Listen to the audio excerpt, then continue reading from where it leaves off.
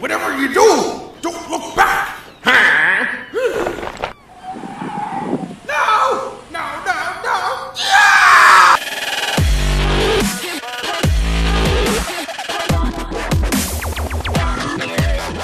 What is going on, you guys? It is Corbin Stuckey of Pixel Talk here, and tonight I'm here to give you my review of Avengers Infinity War. As you're watching this right now, it's probably Wednesday, so I want to apologize for that. I just wanted to make sure that everyone has seen this movie before I got really into spoilers. I've been wanting to talk about this film for such a long period, but like I said, I just want to make sure that everyone has seen this and everyone can watch this video without being spoiled. If you don't want to be spoiled, I have a non-spoil review on my channel if you want to go check out that review and also my initial thoughts. I did that review the first night the movie came out, so if you just want to see my first initial reactions of the film, definitely go check out that review. And I've had almost a week to absorb everything that happened in Avengers Infinity War, and I even wrote some notes down. I've got this right here so I can basically go over the checklist and make sure that I've talked about everything that I want to talk about. So let's get started on the spoiler review of Avengers Infinity War. There's so many... here we go.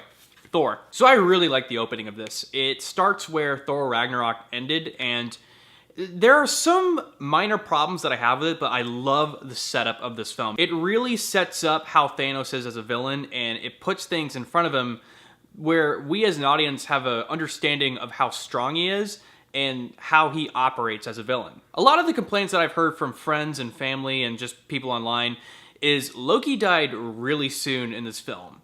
And I think that was a really good choice to kill him off in the first 5 minutes of the film because it really showcases how powerful and serious Thanos is because he's basically killing the first villain of the Avengers. I thought that was very powerful and kind of, I don't know, symbolic in a sense, where we have this modern villain in Avengers 3 basically killing the first Avengers villain. I thought that was really cool, and I know a lot of us really like Loki as a character. There's a lot of fangirls on Tumblr who really like Loki. I understand that, but this really set up Thanos in this film. And who knows? Maybe Loki's not actually dead. Loki's died so many times in the past that it's really hard to kind of grasp if Loki is actually alive. And also, he's a god. Well, he did get killed by a mad titan. So it's really hard to kind of figure out, is Loki dead? Is he not? I really have no idea. We're just gonna have to wait until the fourth film, but I think he's dead. Like how Thor said in the film, he's pretty sure that he's dead this time. Let's see, what other things? Valkyrie. Where was Valkyrie? There's a lot of characters that are left out in this film. Hawkeye, Ant-Man, Valkyrie, Korg. Where were all of them? Hawkeye and Ant-Man, I understand completely. There's been that kind of complaint that Hawkeye and Ant-Man shouldn't have been in Civil War because, you know, Ant-Man, he's not a fugitive anymore. So he shouldn't really have been in Civil War because he kind of just went up back to that ranking as a criminal. And also, Hawkeye has a family too. So I think they are secretly hearing us. People say that sometimes Marvel aren't hearing us as fans, but I think they really look deep into what we're saying in the comments on YouTube. And I think that is the reason why they're not in this film is because, you know, they're listening to us. They understand that Hawkeye and Ant-Man have families. And, you know, Ant-Man has a movie coming out right after Avengers Infinity War. It takes place before Infinity War, obviously, though. And also, I just feel as though Ant-Man has that kind of funny tone that doesn't really fit in Infinity War. There's a lot of funny tone moments in Infinity War. We'll get to that later, so I don't know, maybe my argument is invalid because of those funny tone moments. But like I said, we'll get into that. Let's talk about the other stuff. The characters that I definitely felt should have been in this film that weren't in this film were Valkyrie and Korg. Because you see them on the ship at the end of Thor Ragnarok, and you're kind of wondering, where are they at? Did they survive? Did they get off the ship? Are there any survivors? So I'm just kind of left wondering, like, what's going on? There's just a little bit of nitpicky problems with this film that doesn't 100% connect to the other films. Like Spider-Man, for example. Is his aunt still letting him be Spider-Man after she found out that he's Spider-Man at the end of Spider-Man Homecoming? It's just kind of, I don't know, the film doesn't really acknowledge some connections that it has to the other films. But like I said, these are just really kind of nitpicky problems. The film itself is really good. But as a Marvel fan, you kind of see, you know, some things that are holes in this universe. So, I don't know, it's just some things to think about. And as I'm saying all this, like, are there any, like, Asgardian survivors? Like, I know people are really upset with Loki, but at the same time, you know, his death was coming. If you think about it, it's pretty much his fault that a majority of the Asgardians are dead now. They were like a dying race, and he took the Tesseract, and Thanos tracked the Tesseract, and, you know, a lot of them are dead now. So I know a lot of people are really upset that Loki is dead, but, you know, he kind of deserves it. The Asgardians are like a dying, like, race now. Yeah. Screw you, Loki. And like I said, I wish they would have acknowledged some things that have happened in some of the movies, but I do like how they acknowledged that, you know, Tony having a chess piece on him at the beginning of the film is kind of a problem. He's kind of arguing a little bit with Pepper Potts, and, you know, there's been those, like, cases in the previous films where he quits being Iron Man, and in the next film he is Iron Man, and then him and Pepper Potts break up and they get back together. So I'm glad that the Russo brothers actually acknowledged that this has been kind of a reoccurring problem with Tony Stark, and, you know, they acknowledged that in this film. He can't stop being Iron Man. He has to wear this chest piece for protection, and it's still kind of causing problems with him and Pepper Potts.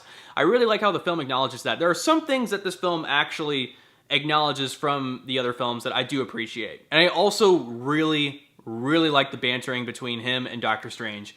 I thought that was really interesting, and just, these are very similar characters, and it's almost like Tony Stark kind of meeting himself a little bit, but in kind of like this different realm. Get it? The mystic realm. I'm going to stop now. Where we see kind of Tony Stark arguing with his equal, sort of. Where we have Tony Stark, who is very intelligent and well-informed in technology, and we have Doctor Strange, who is well-informed in the mystic arts. So these are very intelligent people, but they just have different outlooks on what should be done in terms of guarding this Infinity Stone. And I thought that was just a really cool, like, chemistry thing that happened in this film. And I'm sure there's a lot of things that people are saying about the Hulk. A lot of people probably aren't too happy because there is not really a whole lot of Hulk in this film. He's in the beginning of this film and he gets his ass kicked by Thanos. And like I said, Thanos killing Loki and him beating the shit out of Hulk, I feel as though was very impactful, and it really set the stakes as to who the Avengers are versing. I really enjoyed that. And I also like what it does to Hulk mentally. I like how Bruce Banner cannot unleash the Hulk because essentially Hulk has lost in his battle against Thanos, and, you know, he's scared. He's in that child state after Thor Ragnarok, and because he lost against Thanos, he's scared of him, and he doesn't want to come out. He screams, "No, I don't want to come out." So I thought that was really cool. Even though we didn't get a whole lot of Hulk in this film, I thought it was a really interesting concept to see the Hulk kind of whimpering a little bit inside Banner. And there have been a couple arguments that I've had with friends where Bruce is able to communicate with Hulk. I think that's really... I think it's weird, but I think it just showcases that, you know, Bruce Banner has been able to kind of control the Hulk for some time now, and maybe it's gotten to the point where he can communicate with him. There is one problem that I do want to talk about that a friend did mention. At the end of Thor Ragnarok, Banner is Hulk. He is kind of stuck as Hulk. And when he goes back to Earth as Bruce Banner and he's talking to, you know, Doctor Strange and Iron Man, how does Bruce Banner know who Thanos is? I understand if Hulk would know who he is because Hulk versed him and maybe Hulk heard some talk on the ship of who Thanos was, but are they able to share memories now? I thought they were two totally different people. This is Four Fingers.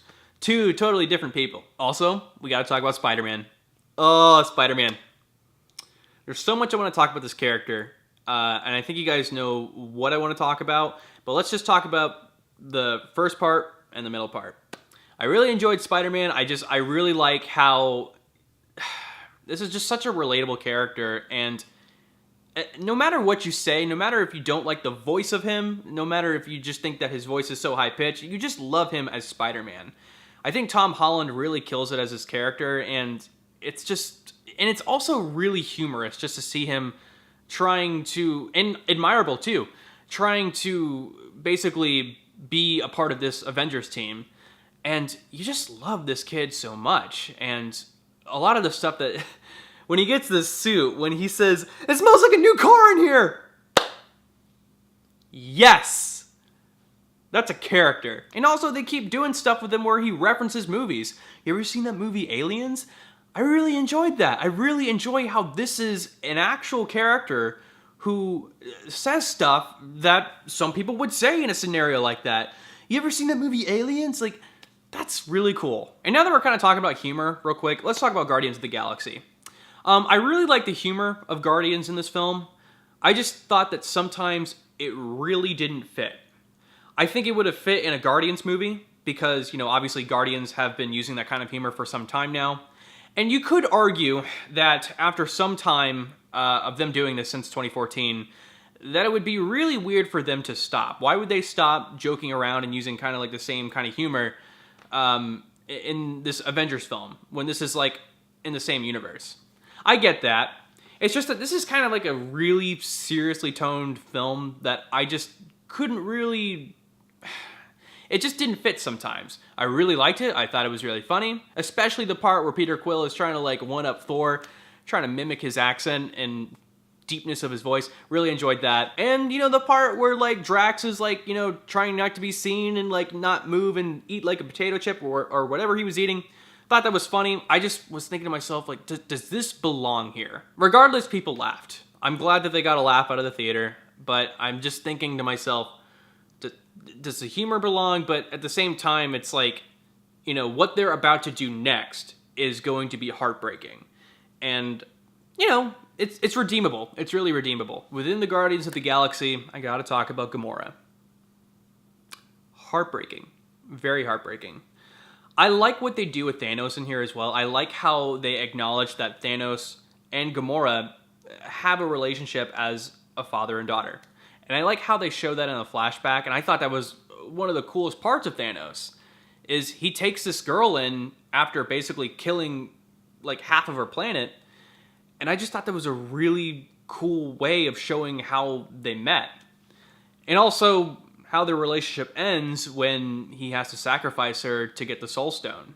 And by the way, Red Skull, wow, that was a really cool, really cool thing that they did. I would have preferred if it was Hugo Weaving. It kind of sucks that it was a different actor, but I think that's really cool. We haven't seen Red Skull since like 2011, so I'm really glad that they are acknowledging that certain characters have existed in the past and they're bringing them back. And I would love to see Red Skull in Avengers 4. Will they do that? Yeah, I hope so. Maybe even as like a future Avengers villain. I'm just super glad that Red Skull is back in the MCU. I thought that was really cool. And going back to what we were talking about, I really liked how they acknowledged that Gamora doesn't feel loved by Thanos. It's almost like kind of like a slave kind of relationship where it's abuse, sort of. But in Thanos' mind, it's love. So I really liked how the film acknowledges that from Gamora's point of view, it's kind of like this twisted control with Thanos, but from Thanos' point of view, it's love. And that's how he's able to sacrifice Gamora and get the Soul Stone. So I thought that was a really interesting thing that the film did, and I really liked that a lot. Yeah, let's talk about this part that I kind of had a problem with, but at the same time, it was just badass. Let's talk about that. So there's the scene in the movie where the children of Thanos pretty much try to attack Scarlet Witch and Vision while they're on their weekend rendezvous. And then we see Captain America, Scarlet Witch, and Falcon coming to save them. I love this part because it reveals Captain America after like a 2-year absence. The beard is great. The long hair is great. He's got the star ripped off. He's no longer Captain America. He is Steve Rogers. They have gone undercover from the government, basically in hiding. And I love this reveal after such a long time since Captain America Civil War. And you see that a lot has changed. I also like the portion where, he takes in Vision. Vision was on Tony's side in Civil War, and Vision is basically like a robot who could do surveillance and reveal to the other Avengers team where they're hiding and what they're doing. But Steve just takes him in. He's like, you know what? Like, come with us. He pushes all that aside, and he sees that Vision is hurt, and he brings him onto the ship because he's Captain America. The problem that I have with this scene, though, is that when the children of Thanos attack Scarlet Witch and Vision, Scarlet Witch is a really powerful character. Even probably powerful than Captain America. Yeah, powerful than Captain America and Black Widow and Falcon. Like, she's got powers. They don't have powers. Like, they're just, like, super strong. Well, Captain America is super strong. Captain America is the only one that is, like, super strong. Scarlet Witch is powerful. So, knowing that she can't take on the children of Thanos and, these normal Avengers are able to beat them, it kind of makes you think. It's like, that's kind of weird. And also, it's also Vision. Vision's powerful. He lifted Thor's hammer in Age of Ultron.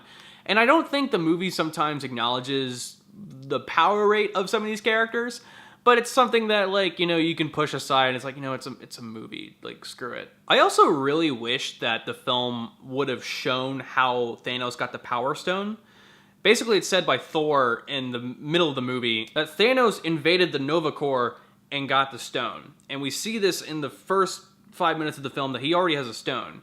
I really wish that they would have shown that, because this whole movie is basically about Thanos kind of collecting the stones. And it just feels like there's some parts left out.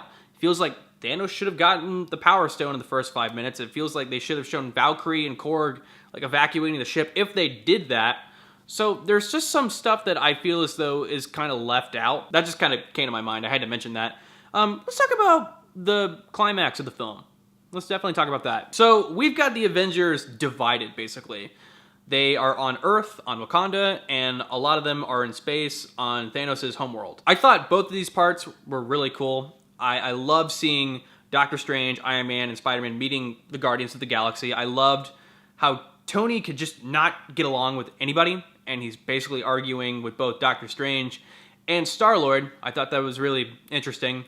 And Doctor Strange says some shit. He's basically like, hey, like, I'm gonna protect this, like, stone, even if it means, like, you and Spider-Man are dying. Like, Spider-Man's a kid. He says this in front of, like, a kid. So I thought that was really, really ballsy. And it showcases that Doctor Strange is willing to do anything to protect the stone. So I just thought, like, he is serious about protecting that. And like I said, I also really like the battle that takes place on Wakanda. I thought that was a really cool scene, and just, it's a third movie battle. You know, it's Avengers 3, and every time when there's a third movie, there's always got to be like a big battle. And I gotta say, this is like one of my favorite big battles. I always think it's kind of a cliche for each third movie to have a battle. I thought it was really weird that The Dark Knight Rises, out of all films, had like a battle. But it works in this film because you see these characters coming together as a team to stop like this alien race. And I gotta say, it really works. I wasn't annoyed like, oh my god, they're doing the battle thing in every third movie. But I really enjoyed how this film handled it very properly. And it also took place in a location that we were very familiar with because of Black Panther coming out in February. I really thought that was cool too, just seeing Black Panther like 3 months after the events of his movie that happened in February. So that was really cool. Let's go back to the space portion of this climax, because I feel like a lot of people have been talking about this. Star-Lord, I think he deserves the criticism for what he did, because they almost got the frickin' glove off of Thanos. But at the same time, I understand. Like I said in my review, I like how this film acknowledges that these are characters that have emotions, and, you know, there are deaths that happen in this film that, you know, some people can't handle. The audience can't handle it, and even Star-Lord, out of all people. And I also think the film acknowledges that Star-Lord, you know, ever since the first Guardians, he's been kind of like this man-child. He's been this kind of person who's been playing this role as Mama Star-Lord, you know? And, you know, his emotions are very uncontrolled. You see that in Guardians of the Galaxy Volume 2, where he, like, shoots rapidly at his father. And then, knowing that he lost the woman that he loves in this film, I think, you know, that was very expected of him to react like that. Was it the best thing to do? No, but I kind of expected it, honestly. I mean, it's Star-Lord, it's Peter Quill. Oh, and let's talk about Thor. Thor getting a new hammer and a new eye. Okay, I'm a little neutral about this too, because it's like this whole movie ignored Thor Ragnarok, and I really enjoyed Thor Ragnarok. I had some problems with it, but like from a chronological standpoint, what I really liked about that film is that it acknowledges that Thor doesn't need his hammer. He doesn't need his hammer. He's already a god. He can control thunder. And I love how he basically has the eye patch to signify that he's kind of growing into his father's footsteps. He becomes the king of Asgard, really, or the Asgardians. Asgard is not there anymore. But, you know, I love the mirror image that he portrays of his father. And this film basically ignores the fact that Thor is a god and he could have probably easily taken Thanos on that ship. And they give him his eye back. I thought that was cool. I thought it was cool how Rocket Raccoon had the eye that he took from that one guy and he gave it to Thor. I thought it was awesome. But I just feel as though this film ignored a lot of things that Thor Ragnarok got right. That film had some problems. I really enjoyed it. I've got it on Blu-ray. But I really liked it because of that part. I really liked the part where, Odin says, like, "Are you Thor, son of hammers?" And that was a really great ending, too. And they kind of pushed that away. Thor has a hammer again. I will say, though, when Thor returns to Earth on Wakanda, so good. I love what they're doing with the character. I like him more than I ever have. Like, I'm not saying that I didn't like Thor in the first 2 Thor movies. I just think that the films were kind of bland. I did like him in Avengers, but by himself, really. I've grown to like Thor more than I have over the past 5 years.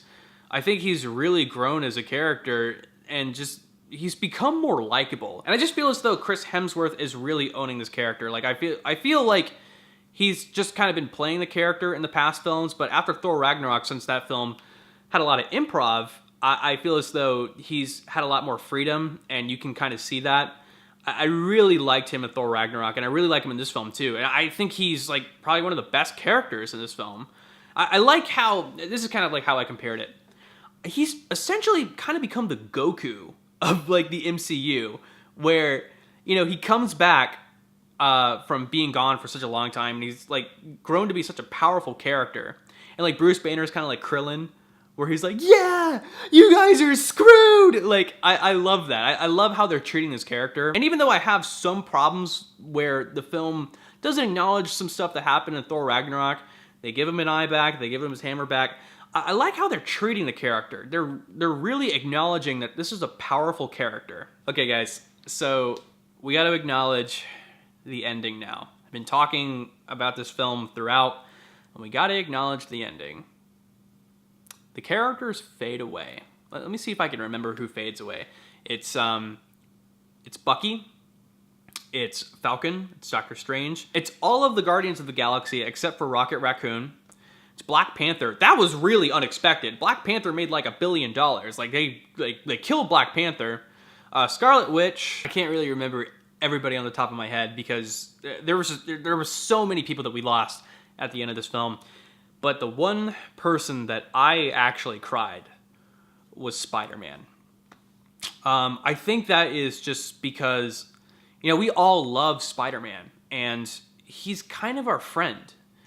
We've been watching this character since like the 90s in the original animated show, and, Spider-Man is just such a lovable character because he is a character. He's so relatable. And Tom Holland, I think, acknowledges that, and tries very hard to make him a relatable character. And when he just says the lines, "I don't want to go, Mr. Stark," like, I lost my shit. I thought that was just such a sad moment. Like, oh my God. It was very, very emotional. However, I don't think that these characters are dead. I definitely think Loki might be dead if he didn't pull a Loki. Gamora is definitely dead. I just don't think that the characters that faded away are dead. They wouldn't kill off Black Panther or Spider-Man. Those are moneymakers for sure. I honestly thought that they were going to kill off Captain America. I thought Bucky was going to take on the role as Captain America, honestly. And favorite part, where he has like a hold of the gauntlet, and it looks like Thanos is kind of struggling a little bit. I love Captain America. Like, I can't even explain. Like, you guys know what I mean. And honestly, the characters that are left, that didn't die, I'm honestly really happy with, because, they didn't kill off Captain America, they didn't kill off Iron Man, and this gives them a chance to basically meet up again and, make up after the events of Civil War. I really like that. If they would have killed one of them off and they didn't do that, that's something that would have made me very, very upset, and I'm glad that there's still room for that. So, yeah, they better make up in Avengers 4. If they don't, I'm rioting. So what did we learn in Avengers Infinity War? We learned that the Phase 1 heroes are fine. However, if you are a Phase 2 hero or a Phase 3 hero, you died, basically. I wouldn't be surprised if Ant-Man died at the end of Ant-Man and the Wasp, and the Wasp has to join the Avengers to save Ant-Man. Did I just predict the ending of Ant-Man and the Wasp? That's going to be an after-credits scene, I'm pretty sure. And let's talk about the after-credits scene. Nick Fury's back. Well, he's not back. He was back for a moment. So Nick Fury and Maria Hill are driving, I think it's in New York, and everyone's disappearing. There are people disappearing in their cars. There's a pilot that disappears in a helicopter, and it's all one take. It's all filmed handheld, and I really enjoyed that after scene. It's probably one of my favorite after credit scene after a film. And then we see Maria Hill disappear, and then we see that Nick Fury kind of understands a little bit about what's going on. So he goes to the back of his car, he gets like this pager looking thing. It kind of looks like a GoPro, and then he fades away. But he's able to send something just in time, and we see that symbol. Captain Marvel. I am super excited for Captain Marvel. Like, basically it's going to take place in the 90s, and it's going to showcase Nick Fury meeting Captain Marvel. So this is going to be like the first Marvel prequel since Captain America, where this takes place before the first Iron Man, and we see Nick Fury basically coming into contact with his first superhero. I think that's going to be a really cool movie. And I like what Marvel's doing now, where basically they have a movie that is coming out in like either February or March, and they release another movie 2 months after that, like Black Panther. We got Black Panther in February, and we got him again in Avengers Infinity War in April. And that's basically going to be like the same scenario where we get Captain Marvel in March, and then we get her again in Avengers 4 in May. So I think that's a really cool thing. I hope they kind of keep on doing that. I don't know how hard it is to do that, because you basically have like these actors like going back and forth with these films. But it's really cool. I'm glad that Marvel has the ability to do that. I'm glad that these actors have the time to do that. And yeah, I'm very excited for Avengers 4. I'm very surprised that nobody's really talked about Avengers 4 during Avengers 3. I think everyone's just been so focused on Avengers Infinity War that everyone's just kind of forgotten, like, hey guys, you know that, like, Avengers 4 is coming out, right? Like, this isn't, like, the last Avengers film. I think people have kind of forgotten about that. I think people have honestly forgotten that this is, like, not the last Avengers film, and that's why people are going to see it. Guys, there's definitely an Avengers 4 coming out, and I think that's why a lot of people were upset after the ending of this film, because people honestly, like the normal audience member, probably thought that this was the last Avengers film. It is not. Avengers 4 is coming out not 2 years from now, not a decade from now. It's going to be next year. It's going to be fine. You guys have just got to wait a year. Guys, I really enjoyed doing this review. I really enjoyed just kind of finally talking about spoilers for Avengers Infinity War. It's been such a while since I've gotten to freely talk about spoilers. Like, whenever I want to talk to a friend of mine who has seen the film, and there are friends that have not seen the film, I've had to like go to an upstairs level of a building or into a secret room, and I've had to whisper, and I haven't been able to express myself fully, and this video has given me the opportunity to express myself, and I really appreciate that, guys. Thank you so much. So yes, guys, that was my review to Avengers Infinity War, the spoiler edition. Comment down below what you thought of this movie, like the video, share it, and please subscribe to Pixel Talk if you haven't yet for more movie reviews, trailer reactions, and gaming content. Thank you guys so much. I am Corbin Stuckey, and this is Pixel Talk.